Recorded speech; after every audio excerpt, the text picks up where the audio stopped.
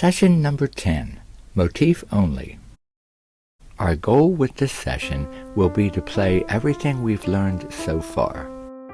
To combine everything we've learned so far, you'll want to pay careful attention to fingering, especially with the inverted motif starting on A in measure 5.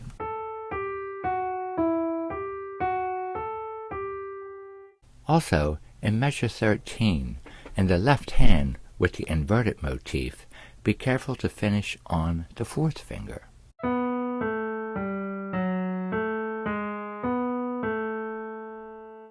So remember to be extremely consistent with your fingering and review anything that you're uncomfortable with. Okay, now it's time to put everything together. Let's practice the whole piece, motif only. We'll add the missing notes as you play along. I'll count at 4 and then go. Ready? 1, 2, 3, 4, go.